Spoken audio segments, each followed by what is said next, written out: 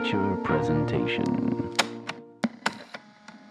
Welcome back to another Untitled movie podcast. I am one of your hosts, Matt Rohrbeck, alongside, he's allergic to tomatoes, but he is tomato meter approved, Eric Marchin. Hey there. Here comes the Spider Boys. What's going on, man? Not much, Matt. We are talking about your friendly neighborhood Spider-Man today on the show. Yes, all 10 episodes. So this will be spoiler free. So I will say that, you know, if you don't want to know anything before you watch the show, then maybe bow out. We're not going to spoil any major plot points, any character reveals, anything like that. We will be very, very vague in our critique of the show. But I just wanted to put that out there because usually with these kind of Marvel series, we get 2, 3, maybe 4 episodes. But I was surprised to see that they gave us the entire first season of your friendly neighborhood Spider-Man. So the release strategy is interesting. They're going to be dropping a couple episodes each week. So you'll get the first, I believe, 2 or 3 episodes. I think it's 2 as you're listening to this on the 29th. So you've probably either seen those first 2 episodes or you're about to watch them. And then you'll be getting a couple episodes each week for the next kind of month plus. So yeah, we will be talking about the entire season, but I just want to I'm stalling in case people want to drop out. We're not going to spoil anything though, or we'll try our best not to spoil anything. Eric, how you doing? I'm doing good, Matt. You know, we're at the beginning of the year. So in terms of new TV shows and movies, the quality maybe is questionable for, you know, the doldrums of January and even into February, when you get something like this that is, you know, without spoiling our full thoughts, but we did react to it a little bit online. There's something really wonderful about getting something early that you feel animated when talking about it, you know, if you'll pardon the pun. But there's a lot to talk about when it comes to the legacy of Spider-Man, but also how I think Marvel animation is more successful and consistent with their projects than the live action division. And At least lately. But I think even as a whole, you can do so much more with animation, whether it be the style of this show, which is 3D cell animation, that I think a lot of people maybe are confusing or mixing up with rotoscope, because it's not rotoscope per se, but it does have similar qualities in terms of character movement and design and what have you. But, you know, you look at this, you look at X-Men 97, the Spider-Verse movies, you know, whether a couple episodes of What If, scale and scope and how these shows play with the original medium it comes from and adapting it and making it fresh and remixing and retrofitting everything. There's something exciting about this that I don't get always from the live action stuff. And we'll go more into detail, I think, as to maybe like why something like this is more successful, even just like on the basis of nostalgia. But I was fully engulfed by this. I was completely engaged by the material. There was nothing about this show that felt really unearned. You know, obviously there's an aspect of it that is a little bit like maybe on the nose or emphasizing certain things, but you have to take into consideration, you know, there is going to be a younger audience for this as well.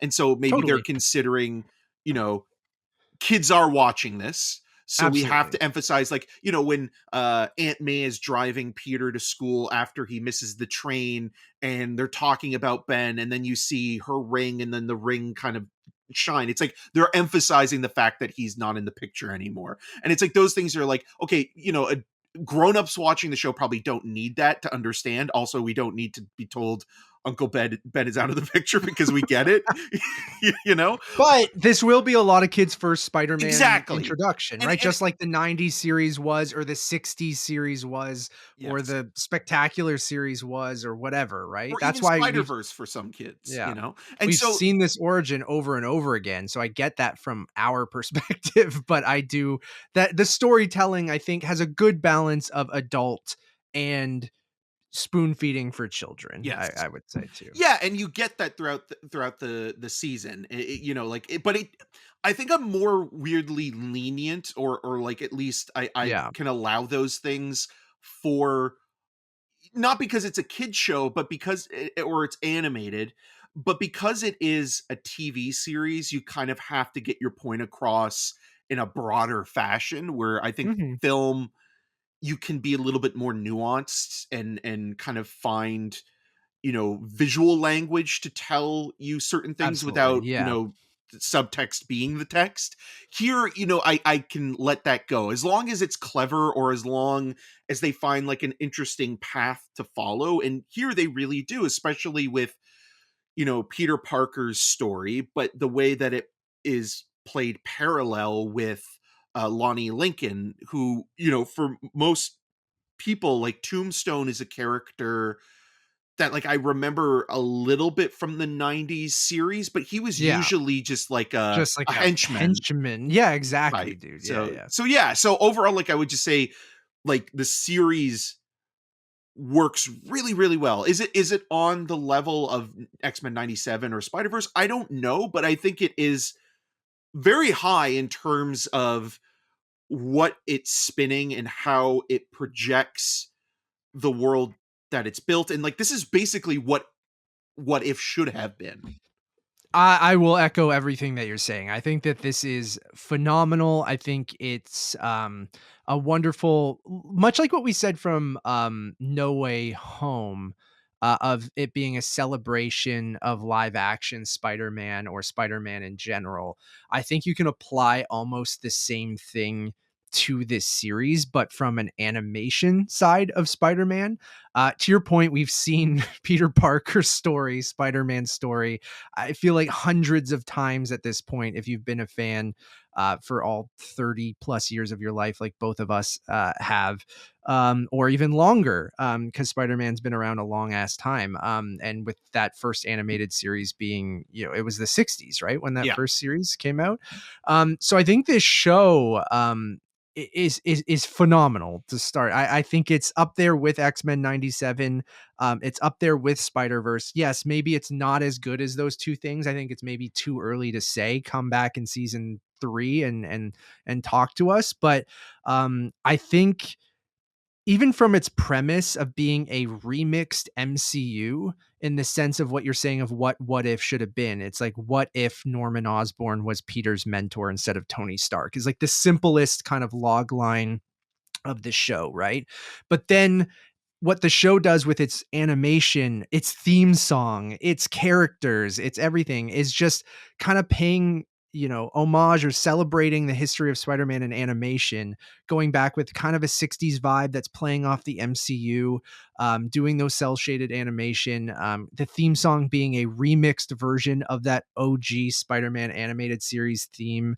And then the whole show playing off that remix theme.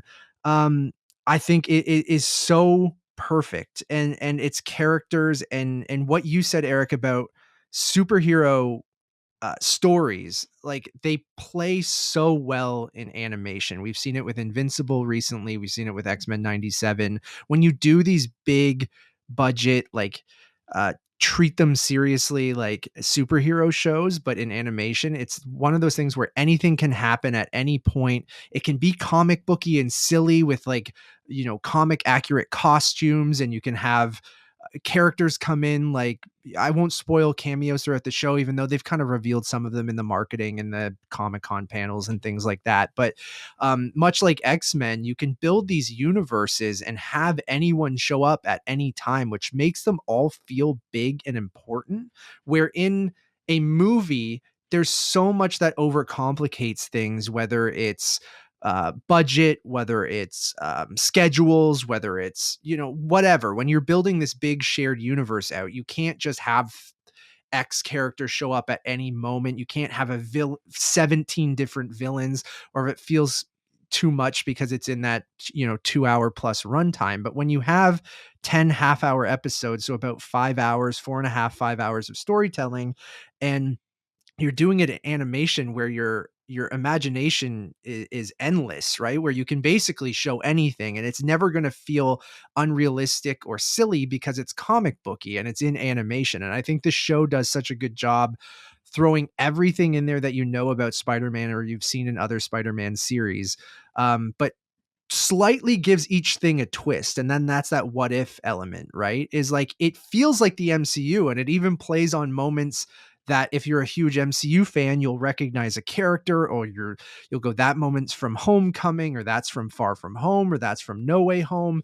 But the way that they introduce characters that you've either not seen in the MCU or put a spin on each thing, I think is that, it's an overused term, but that fresh but familiar feeling that you're like, okay, for hardcore fans, you're going to notice these things, but it does feel completely fresh. Like, I could see Tom Holland's Peter Parker doing this in live action, but this Peter Parker is his own.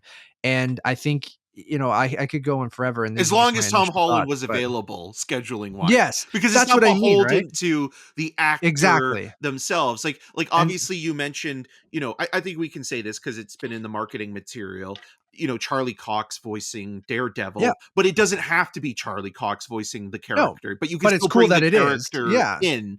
And that's what's great about animation, right? Like, you can bring in a talented voice actor to do the role, and it doesn't have to be, this person who, like, in live action probably has like 3 or 4 other movies and has to schedule Costs around too it. much. Yeah, Yeah. or maybe has kind of parted ways with the franchise for a little bit because they've just spent too much time with it. So, they don't have to worry about those aspects in telling the story, and it's not just simply like, okay, well, if we're doing the live action version of this and we can't get this character, then we're going to have to get this character.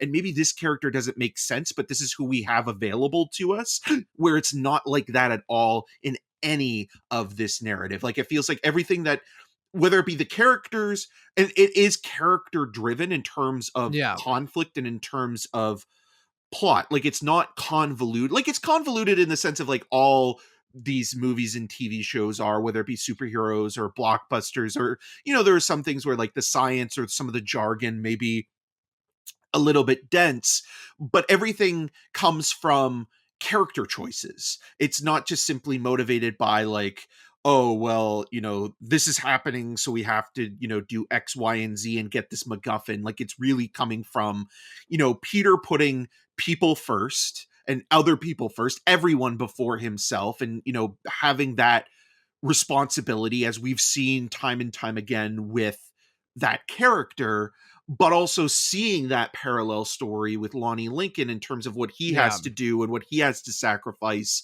and how, like you were talking about the what if change or the tweak and how it throws everything else off. It's the same thing here, where just that little sort of difference, can be both familiar but add a new wrinkle in the continuum of what the storytelling is doing. Even with Norman Osborn being the Stark stand-in, feels like, okay, there is a similarity here of like, because of Norman Osborn, we have Doc Ock as a main villain. And it's the same thing when in the live action movies, Tony Stark is really responsible for both Michael Keaton's Vulture and Jake Gyllenhaal's Mysterio. And then you have, Tom Holland's Spider-Man coming in to be the cleanup crew to clean up Tony's mess, or the things that have Yeah. fallen out because of him. This feels very much in that same view. And even with, the gender swapping or race swapping sort of characters, like all of that works. Like, I can see the criticism coming from a certain pocket of Yeah. fandom in the way that some Star Wars fans are.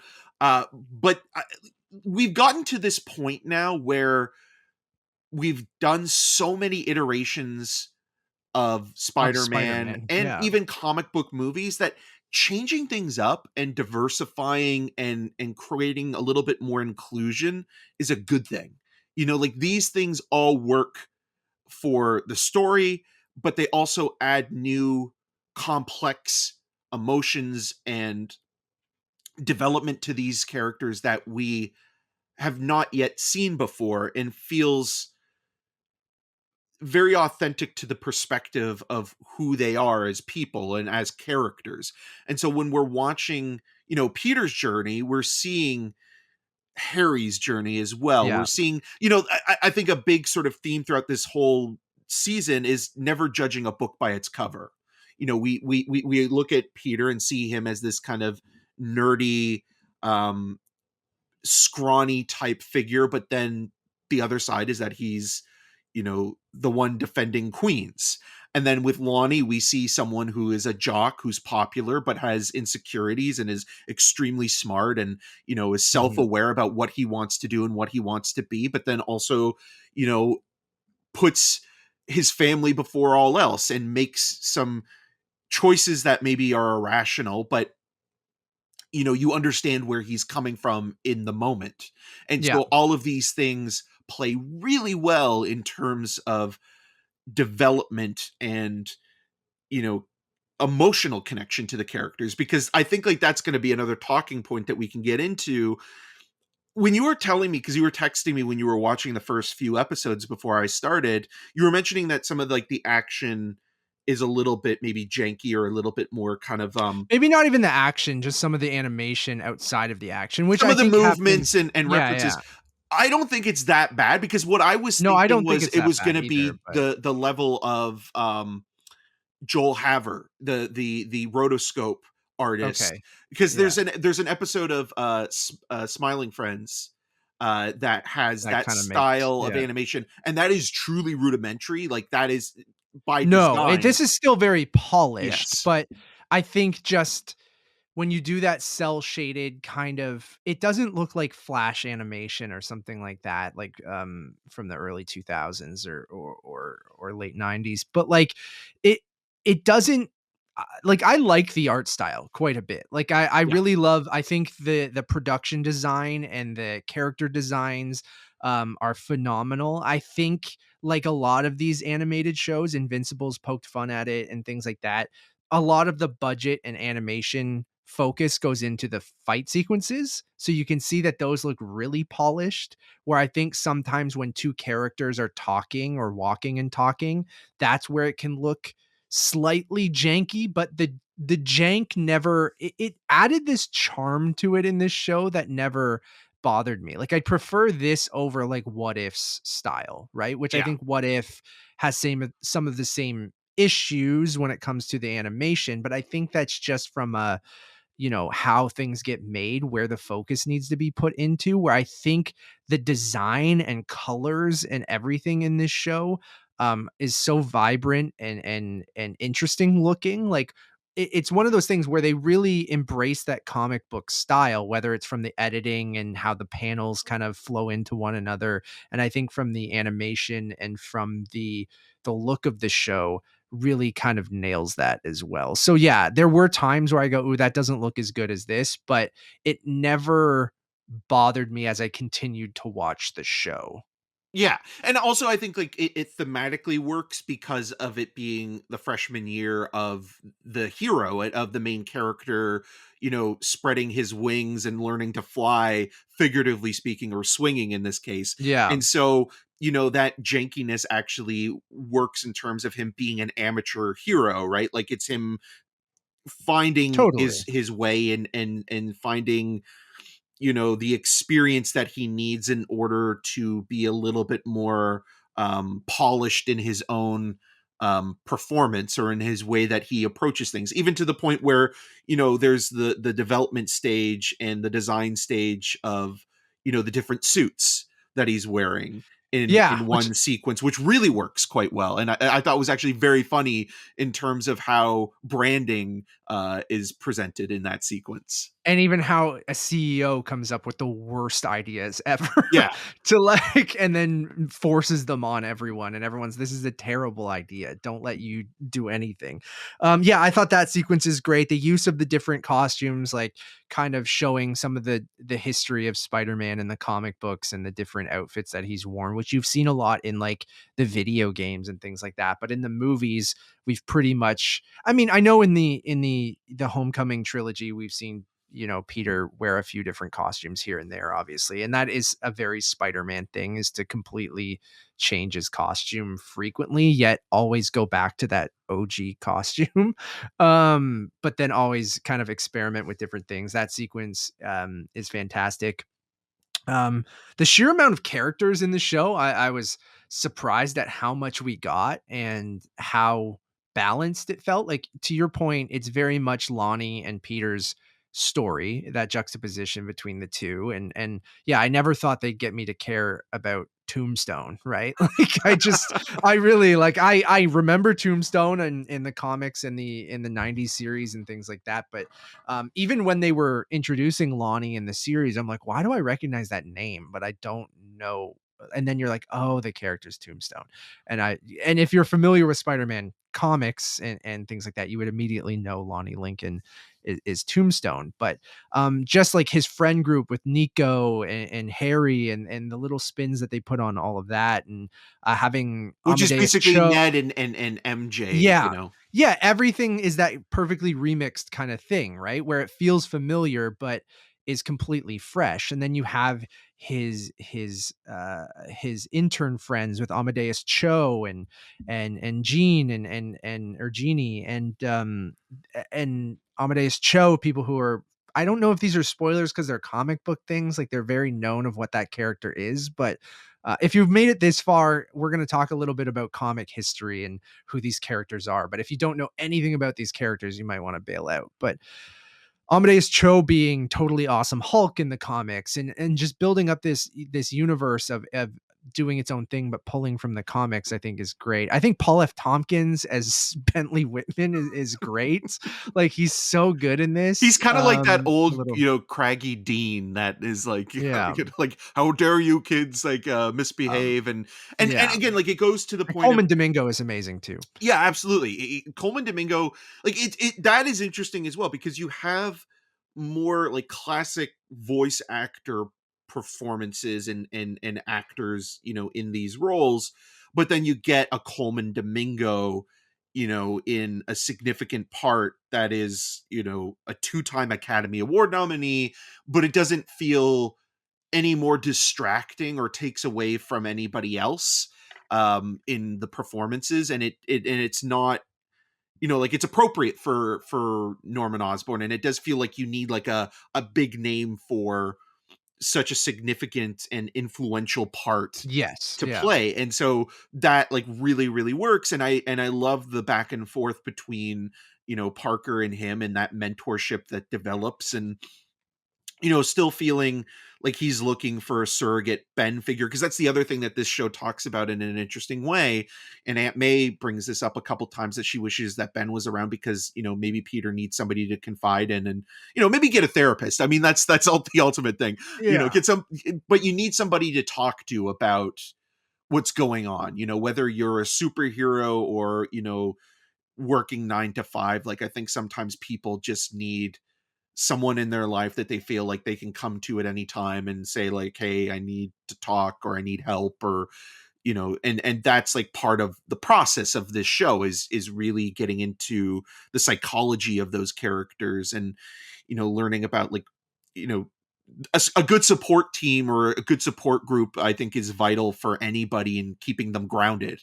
And you see that with Nico and Harry for Peter, you know, and how that can be, you know, something where I think Peter also sometimes feels like he has to protect those people, and so he keeps them at an arm's length. And it's the same thing with Lonnie, where, you know, you're frustrated because you want them to reach out and say, like, you're smart enough to know to ask for help, but then there's this feeling of obligation that you don't want to involve somebody and get them in trouble or, put them in harm's way. So there's a lot going on, with those complexities, and even just like the conversations that Lonnie has with his younger brother Dre, like you feel, this sense of, okay, this feels very much like how two brothers would interact in Yeah. terms of like how they see themselves. And, it can be both selfish, but then also, trying to be the bigger man in the situation, or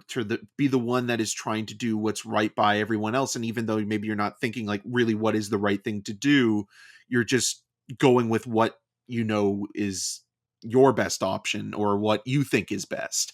And those are Yeah. things that I think play out really well in this show, that I think any drama or any good TV show, whether it be comic book, animation, or just live action dramedy, like, these are really relatable themes. And I think with that, you can understand these characters in this world as much as the traditional format in which it's been presented before. And, you can recognize the 60s series, you can recognize the 90s series. They're there, the legacy and the lore is all a part of it, but it's also feeling like, okay, well, now we know all of this. Let's move on and let's try to do something that is, representative, but still relevant to what is today. And when you're watching it, that's what you feel. And, that's the exciting stuff with comic book movies, or with, this version of it, at least, where these themes and ideas and representations are all there, and they work well because they're beautifully written and they're thought out. And like, I think if What If was like a season of one storyline with one superhero that was like this, it didn't have to be a continuing series. It could just be still an anthology series, but one whole season following a character and not just one Yeah. episode. I think that would have better suited What If in terms of its lasting power. I agree with you, but I think the silver lining of What If is getting things like this. It's Yes. letting the animation teams, even though, completely different teams, I think, working on that show and this, when it comes to this, I mean, it's still Marvel Studios animation, but them seeing what works and what isn't. Not that we got like a backdoor pilot for this show in What If or anything. It's not a spin-off of What If. It's just like the concept kind of comes sort of from the What If idea. But I think with What If, it lets them, even I think the lead actor here, Hudson Thames, did the voice for Peter Parker in What If, Yes. correct? Yeah. Yeah. So I think things like that is them going, brainstorming probably during What If, and even maybe coming up with this idea while they're doing that show, and then goes, that's a good enough idea that we can do our own thing there, and that can be its own animation style, that can be its own thing.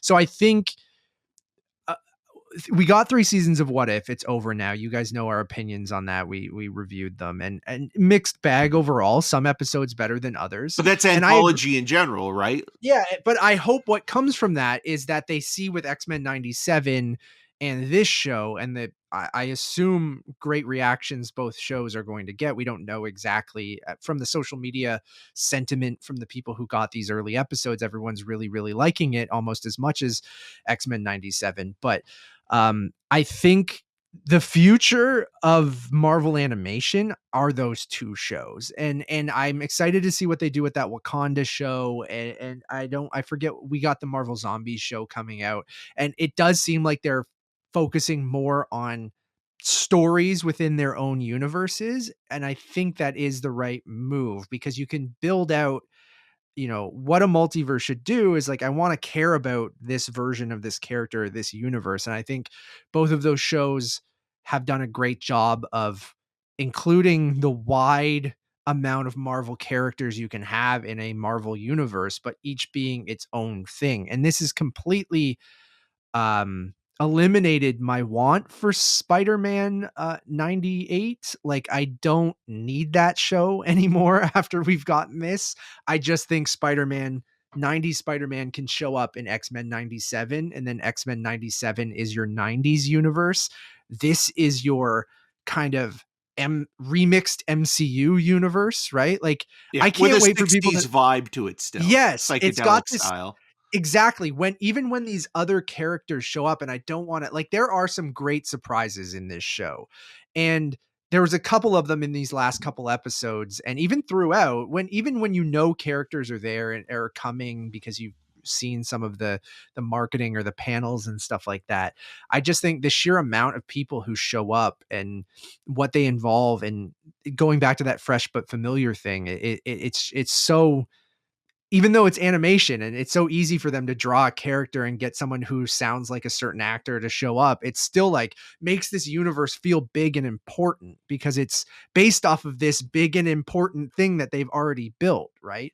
And that's what's exciting about Marvel and animation is, like, again, going back to the imagination has no limits thing, is like you can build off of moments you've either already played out, but then completely do different things. And, as the story goes on and certain characters get involved, and how you find out how Peter gets bitten by the spider in this universe, which I will say I'm a little, I guess it's just a branched reality based off of one thing, but for that one thing to happen, the other thing needed to happen. So I don't understand Oh, how you're getting into a it works. paradoxical situation Yeah, here. so What when came maybe first, when the we do, chicken or the yeah. egg, right? So maybe when we do a spoiler cast or something, we'll talk I know about what that, you're or saying. season I thought 2. about the same thing. I like the idea of it in terms of, Or like a maybe they'll full explain it more what. circle moment, and I'm being cryptic here, but like the concept of it isn't bad. Like but then Yeah, once you start to think about it, you and poke holes through it, it's like, okay, wait a second. How does this really work? You but know, then you go, you know what? It's a superhero thing. Who exactly. fucking cares? You're like, it's one of those things where you, like, for a second, and But to I your guess point that because the Peter show's, is so, you know, analytical and scientific minded, like he thinks things through. He's you think he would go, how does this make sense? Yeah, yes, like, yeah. and the other character that is a big part of that does kind of bring that up, of it being a now a branched reality, and maybe because this is post Loki season, like, post TVA pruning different branches, you assume that, that one universe, Peter either gets Post bitten prune. later. Yeah, post prune. And then, like, it spawned a branched reality. So I don't know. You don't overthink it is what it is, even though it will trigger some of those thoughts with, like, any time travel-y stuff happens. You're like, okay, how does that make sense? Well, You're that's like, where logic flaws yeah, do come yeah, into play, and I think like that's where you can poke those holes in reality to a certain degree. But then also you have to, as you just said, you put aside those things because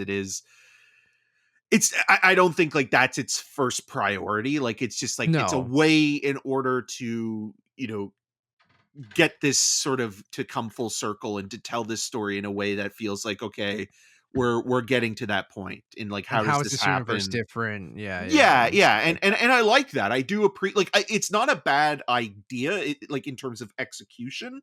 It's just the logic flaws do play a role in deciphering it. Like I think like if it was a show where the character wasn't a science nerd, I think you would probably give it a complete pass because it's just like, oh well, it's just a phenomenon. But I think because there is such a science heavy component to this narrative, just in terms of the character's interest, but even the world building and the design and how everything is created within the concept of it all, that's where you begin to start thinking about it a little bit more and dissecting certain parts of it. But then you realize, okay, there's a guy wearing a literal scorpion suit, menacing Peter Parker. And there's some pretty dark stuff in this as well. Like I Yes, have to that's what I say, mean. Same with X-Men 97. Remember, there are a couple of things in X-Men 97 where I'm like, "Oh crap, this is pretty adult." And yes, the show could be for children, but there is some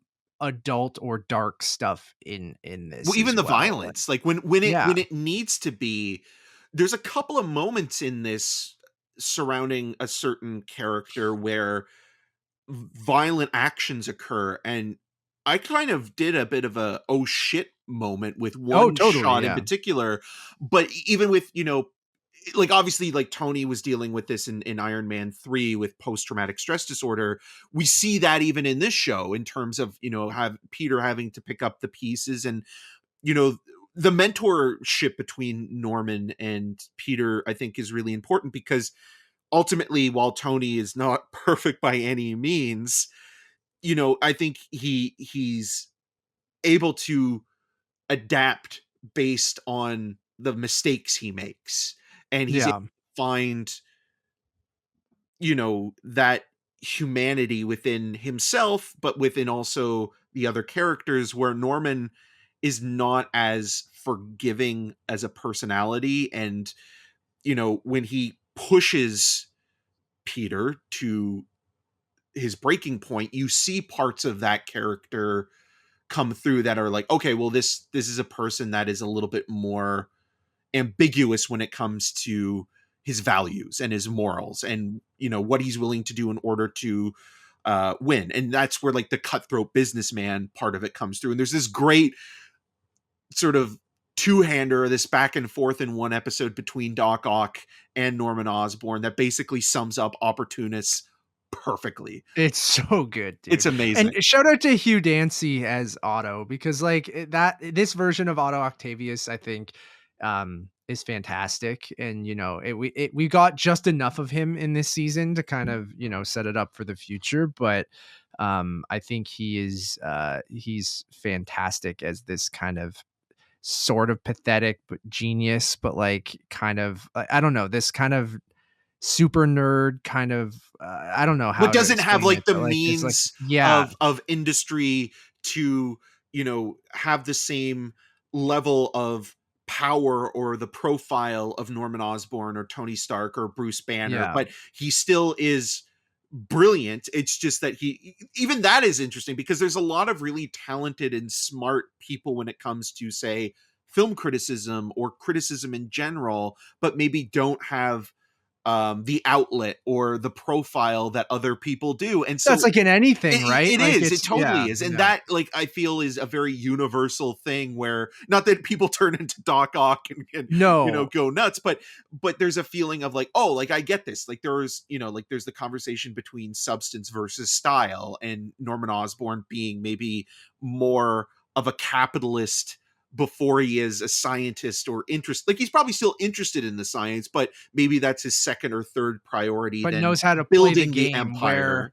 yeah, knows how to play the game and, manipulate people, or just kind of where someone like an Otto who, thinks the world is against him and he hasn't gotten the same opportunities. But it's a very fun Doc Ock performance for sure. Well, And even that one line with the helmet, I think, is really funny, where he's explaining like what it yeah. does, and it's like, oh, and it shoots lasers. Yeah, like he's got this weird, like very different than, the Alfred Molina's Doc Ock and some other Doc Ock performances we've gotten. Like he's kind of awkward, but like funny and or quippy in the sense, like more than I've Doc Ock maybe. And Doc Ock's always had fun lines and stuff like that, and been, but more playful, weirdly. Like, and that goes to the cartoony comic booky kind of vibe of the show, and even him being in that comic accurate kind of. Oh, another thing I love that they kind of poke fun at too is the very animated series thing of everyone wearing the same clothes all the time. Like, yeah, there's a great moment where Peter he wakes up, he's in bed resting, and he's wearing a t-shirt and boxers or whatever, or pants. And he goes to his closet and he looks at a red shirt or something, and then throws it away and puts on the same yellow and blue hoodie with yellow vest that he wears every single episode. And I think that's really fun, where it never tries to be realistic, right? Yeah. Like it's realistic in what you said of its characters and their interactions and their progression, and how brothers would interact or friends would interact, and or mentors and mentees. But like when it comes to everything else, it embraces its animation and comic book roots, where this is the character's outfit, and this is what they will be wearing no matter what. When when like Otto will be in that green jumpsuit and lab coat no matter where Well, you see even him. when he's in prison, there's a scene where he's in Yeah. prison for the first time and he's still wearing that green Yeah. If suit. he Like, goes out to dinner, he's probably wearing yeah. that lab coat But that's with and everybody. green. Like, that's with Yeah. Nico, that's with Norman, like that Yeah, it's with that's what I mean. Like, everyone. And to your point, like it feels like that's very much almost like, even the costuming of the suits, like it's the human version of that, or their alter egos just being like, okay, and it saves the animators some money, I think, like that. oh, and that's why they've been doing it. Look, The Simpsons, in everything does it, right? Like Yeah. every animated series, it would be way more of a pain in the ass if you had to make the characters wear different outfits all the time. And that's just that's an animated television show thing, right? Yeah. It's just, I think in most TV shows, your character has your outfit and that's what you wear, unless it's like a special event or something like But that, even right? then, I feel like Where, some of those characters would still wear what they're wearing yeah. in those scenes. Another thing you mentioned, like there's like fun little details that are Easter eggs, but maybe not necessarily ones for comic books, but just like even what's on Peter's nightstand. Like you see White Fang, a book on grammar and a book on presidents, and it's always there, and or he's reading it, or it's opened in maybe some episodes, but still on the nightstand. Things like that, like those little details also add some additional layers and just some fun in terms of like building out the characters or who they are as people. Because I do think like the other thing that this show does, like Homecoming, is that it reminds you that they're teens. They still very much are adolescent characters, Yeah. the core four. And so like it even reminded me a little bit of like Archie in terms of how they hang out Yep. and interact with each other. Well, And even the vibe and the look of it is very Archie, I think, inspired, right? yeah, and so like that works as well, because if you're not necessarily in the like punch 'em up fight sequences and action of it, and I think like a lot of shows, like the strongest stuff is never what you're being sold on. Like I think it's usually just character interactions that are more intriguing or worth investing in. And there's a lot of that in this, like the dynamics of even Peter having a crush on Pearl, and her being a babysitter and that kind of stuff, and like him judging Lonnie before he even gets to know him, because Lonnie, there's this not really a love triangle per se, but like Lonnie is dating Pearl, but then when Peter meets Lonnie and starts to get to know him, he has a bit of a man crush on him, and like you really like both characters then, and like you never root against anybody, and it complicates things more than it makes you feel like you have to oppose them. Yeah, totally agree. I think the music kicks ass as well, is done really, really well. They do Throughout. abandon the musical. There's a couple musical like montages in the first few episodes, and I thought that was going to be a recurring sort of trend or signature throughout the series, and they kind of get away from it, which isn't a bad thing. It's not a criticism, but it was like, oh, are they going to incorporate like this maybe alt top 40 song in a sequence to have like a soundtrack for the show? And again, they do, it's very front loaded. Like it feels like the first couple of episodes they put in a lot of music, and then after that it's mostly score, and the actual opening title sequence that is a remix of the 60s Spider-Man that also gives you the origin story, because that's the thing that this does as well, is that it basically skips both Uncle Ben's death but also Spider-Man going through the transformation, which is nice. Yeah, you see it happen, but then it skips to 5 weeks later or something. What did Yeah, it because say? that's the Yeah, other yeah, thing, yeah. like time, the way that time works on this show, there's a conversation that happens about maybe like I think halfway through the season, where they talk about events in the first episode, and it's like, oh, that was a year ago, with Midtown High. and it feels like, oh, like, they don't really emphasize how much time has gone by, except to just show you like, oh, throughout the season, characters are going to certain events and what have you, but it's never like, there's no title cards or anything telling you like a year Sure, has other gone than by. that one big skip, yeah. Yeah. The score's done by, the, Leo Bierenberg and Zach Robinson, who are the composers for Cobra Kai, so, that's sick, and yeah, I love that remixed, the song's called "Neighbor Like Me," by the Math Club.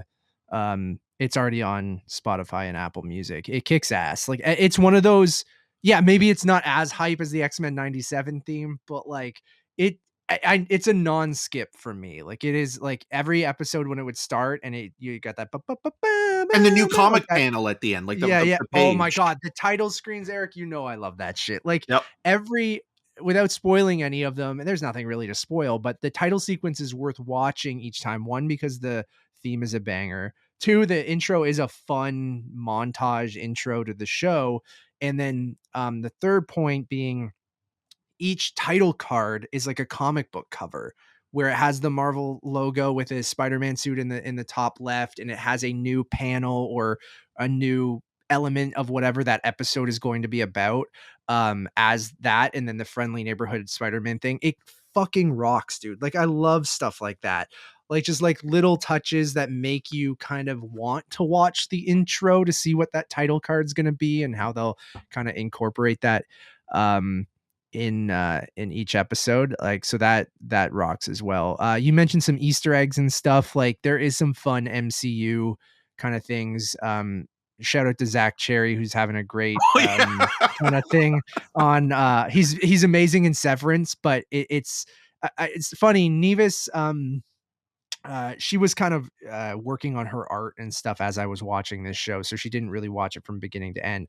But I got she's my outlet sometimes of like the nerdy things that I'll pick up. So even when Zach Cherry's character, you see him for like a split second, which we've already seen people post online, so that's not really a spoiler. But right away, I was like, "Oh, that's Zach Cherry's character, the do a flip Spider-Man," like from Homecoming, and he shows up obviously in Ant-Man and the Wasp and other Spider-Man stuff. But just seeing him for 2 seconds, or you see, like I mentioned, that they take moments from that Homecoming trilogy and kind of apply them. So there's a moment from Civil War, even, or a moment from No Way Home that is Or basically Age of Ultron. Age of Ultron, like panel for panel, what happens in the MCU, but it has this slight twist on it for what's happening. Like, the whole introduction to Norman here is ripped right from Civil War, and it's awesome, and how it kind of plays on that. And then even with the Sokovia Accords and Civil War happening kind of like in the background of the events of this show, yeah, but without Tony coming to get Peter Yeah, they to never help, replaced or Spider-Man in that yeah, those which I think is references. interesting, Yeah. right? Because then who did Tony get to help for the Civil War battle? And then you kind of see those events, and some other characters from the MCU play a role into this show as well. And I'm curious to see. I cannot wait for season 2, and they've already announced that they're going to do a season 3 as well. And I cannot wait to see how they incorporate Infinity War, Endgame. Like, are those events still going to happen? Like, does Peter get involved? I don't necessarily need it, because of we want this to be focused on Peter and his friends and Lonnie and stuff like that. Probably incorporate Kingpin and more, street level stuff, which is I think what we want from some Spider-Man stuff, or even what we thought we would get from the next Spider-Man movie based Marvel on Spotlight. yeah, well, based off the ending of No Way Home, we thought we'd get a more grounded Spider-Man, but because of what's going on with Doomsday and Secret Wars, are we gonna get that, or is it gonna be still more multiversal big stuff where this show will kind of tackle like the street level kind of elements? But you got to think the events of Infinity War are going to happen, right? Or because this universe has changed because of Peter, whatever we see in the events of this show, Civil War is still happening as it happened in the movies, right? Yeah. Like, and And that's what makes me go, huh, I wonder what changes there, or if they even involve more of that stuff. Does Peter get involved with the Avengers? Does, any of that stuff, or more interaction with the Avengers and I almost things? feel like Obviously, it'd be background mostly, the way that it yeah, I think has it in this will be, but you got to think if half the planet gets evaporated, like how do Sure, they? sure, unless it Yeah. changes where it's like it's not Thanos and it's someone else and it's some other kind of apocalyptic But the situation. Battle of New York did happen, Yes, right? yeah. So like that's it's the fun stuff as an MCU nerd and at this point an MCU historian because I've You're focused asking so what if, much and on you're like not the asking who um cares. well, I know I am though, and that's a good thing, right? Yes. Like we say might go who cares when it comes to suspension of disbelief of some time travel elements and things like that. But I'm more intrigued because of this remixed universe, way more intrigued because it's a continuing thing rather than a one-off what if episode, right? Yes. Where in this I think it's so smart in the way that it utilizes the 15 plus years of the MCU that we've had now, um, to its advantage of it was so popular that we can now kind of take those elements and do something fresh in animation, but still what events are happening in the background. And then you're intrigued by how will that play a part in this story or how will it change, right? And there's even some stuff in those final episodes that we've seen even in other animated series too that I'm like, why is that character there or in the background?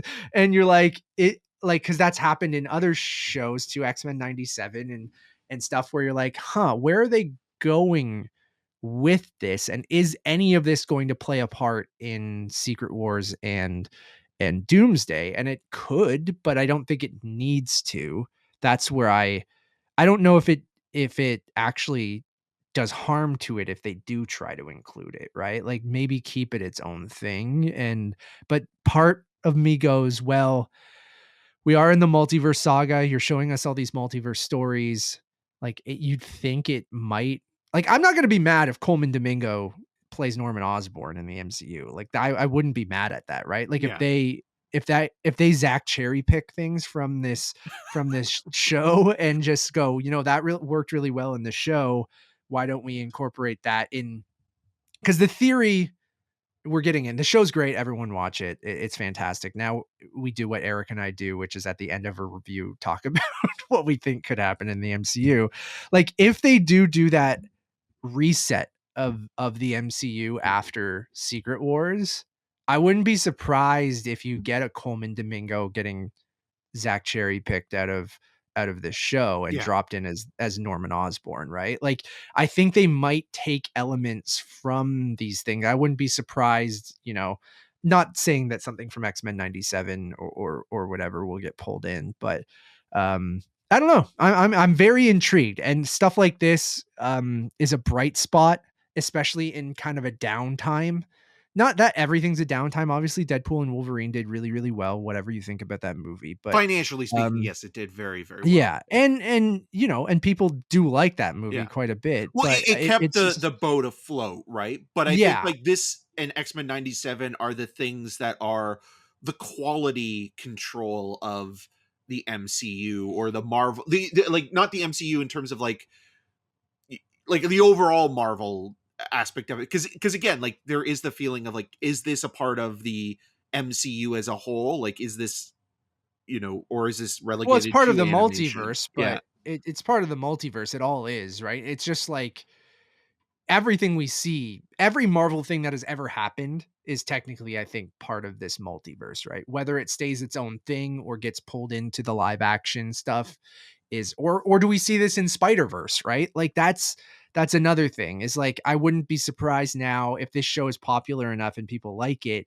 that eventually, this character, maybe it's just a small cameo or whatever, right? Like in the next Spider-Verse movie, but it might be too far along. But I think that Spider-Verse movie is still 2 years out, right? Yeah. Like it's probably a while out. It's the So, severance um, of movie sequels. yeah, shout out to Zach Cherry.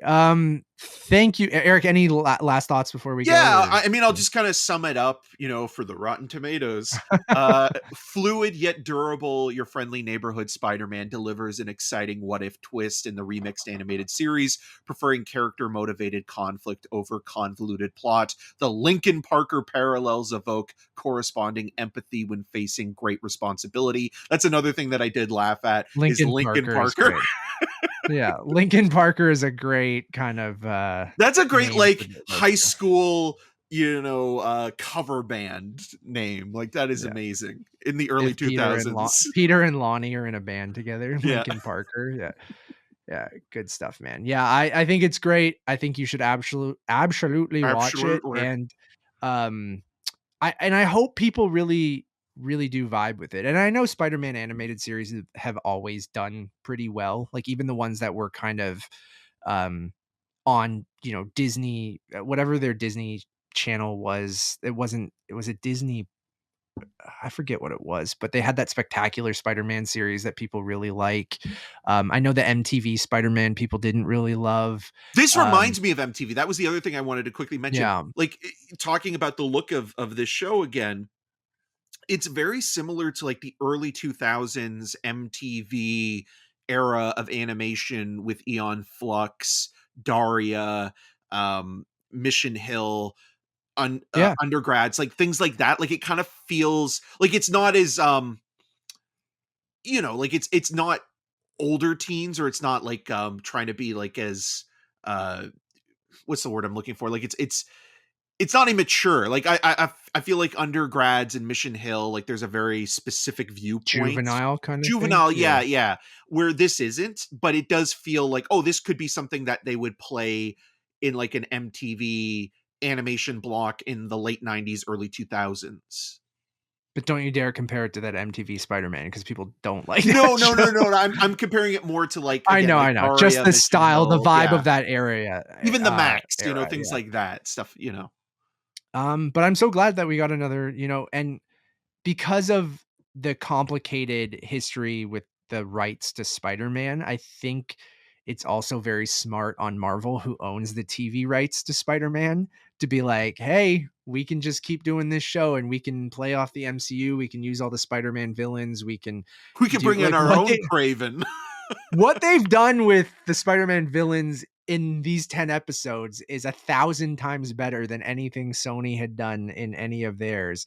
And outside of the Homecoming, because I think Vulture and Mysterio and even Green Goblin and stuff like that, and Doc Ock in the last movie have been handled very well. But you're talking more about like the Sony Spider-Verse with the like spin-off movies. the Venom, Craven, Madam Web. Like if those characters were brought into this world, I wouldn't be against it. Where I think like there is now a taint on them on live action possibilities, even if you were to reboot them within like say a Doomsday or like what's moving forward. So like with this, like if Craven shows up in season 3 of Your Friendly Which I wouldn't be Spider-Man, surprised. Yeah. Spider-Man, I would be happy with that, because I think like they've I done would such too, a 'cause I great think job with every character, big and small throughout. And again, like we haven't really talked much about it, but like even the dynamic between supporting characters, where the show, isn't afraid to move away from Peter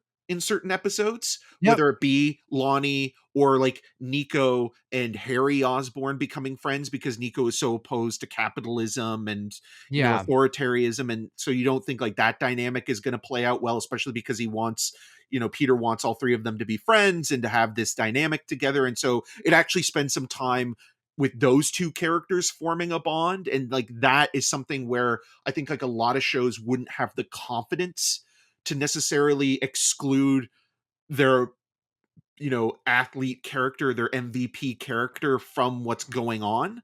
And for them to do that, it shows like they have the tenacity, and they have thought out these characters that they can stand on their own and be in at least 2 or 3 scenes without really even referencing any action or bigger scale moments. So that's exciting too. Man, the show rocks. I can't wait for season 2. Can't wait for more. Marvel Animation is absolutely crushing it. And that's even with What If stumbling a little bit. But Yeah. I've enjoyed elements of What If. But I think what But they're What If doing over struggled, there. right? Like, that was the thing. Like, Yeah. we've talked about this because it felt like at the end of every season of What If, they were kind of trying to do what this is, where the last couple of episodes, instead of being all anthology, would actually have a continuation or connective tissue in bringing in characters that we've seen in the other episodes. Where, like, I think, like, even if you did, like, say, your friendly neighborhood Spider-Man series of Iron Man, and focused it on Iron Man, and maybe it would be bringing in some of the Civil War stuff, but doing his own world, but only Mhm. doing like one season. Like, your friendly neighborhood Spider-Man's obviously, been renewed for 3 seasons, and season 2 is in development as we're talking. But I could see them just doing like a one-off full season of one character with one really great story, Yeah. and it doesn't Do you have to think be they're any more more than that, like like Watchmen, but are animated. do you think they're more likely to keep so what we just talked about with the 97 universe, now your friendly neighborhood Spider-Man universe. If they were now we have Eyes of Wakanda coming out Yeah. later this year too, which is more actual MCU, but animated, I believe from the same in the live action universe, it's the same universe. I think so. We haven't seen anything. And Marvel Zombies being its, spin-off of What If. If they were to do an Iron Man show or something like that, do you think they keep it in the friendly neighborhood Spider-Man universe now because it's that fresh but familiar MCU, or do they do another like its own universe kind of thing? I almost think it I don't depends on the animation style itself. Yeah. Like, if they decide to go with the 3D cell animation here, Well, that then you keep it in this then you keep universe, it in the right? universe because there's a level of consistency. But if you decide, because I was reading that, like, the creators of this were not beholden to other versions of animation. So it Yeah. could be the same thing where it's like, oh, well, maybe they do their own complete, start from scratch and build the Universe. Yeah. character and the universe and the style of animation that they want to reflect. But if they decide they want to go the same route with the animation itself, then maybe they do keep it in. So I think, like, and also I think they would have to have a conversation with the people involved in this, because then it would be, encroaching on, their world and their creative endeavors. So I think, like, that's a 3 shared complicated. universes. There's the '90s universe, friendly neighborhood Spider-Man universe, live action universe. I Yeah. think those are the 3 that they should continue with now that I've seen it. You get too many separate things, and I think that I mean, again, it can be its own thing, but I think if you wanna continue I think people like the shared universe, characters showing up, and having and in animation, I think it's so much easier to do. Although an animated series is obviously very hard to make and takes years and years and years. But I if I was running things, those are the 3 that I think have worked so well. And Marvel Zombies, I think, is going to be a one-off thing, right? I'm glad it's getting I its own hope it season and is, stuff like because that. it seems like But Marvel has a hard time sort of deciding, like, where to end or when to end. Like, even with, like, the live action stuff, like, it feels like, okay, it feels like Moon Knight is done, in terms of, like, yeah, as a series, like, but they keep it open ended. And like, the character will obviously come back in other Midnight Suns and stuff like stuff like that. that. Yeah. But in terms of, like, that's what I'm talking about with, like, if they do more of these types of animated shows, they don't necessarily have to be more than one season. Even if they are successful or critically You acclaimed, could one and done is fine. It doesn't Or mean that even an you're. episode, dude. You could Yeah. have a Tony Stark episode in Friendly Neighborhood Spider-Man. You don't even necessarily have to do like you Yeah. could go into the other heroes or an Avengers Well, they did series that could on the be fun. 90s Like, show too, right? yeah, Because yeah. Iron Man would show up, Doctor Strange showed up, Hulk would show up.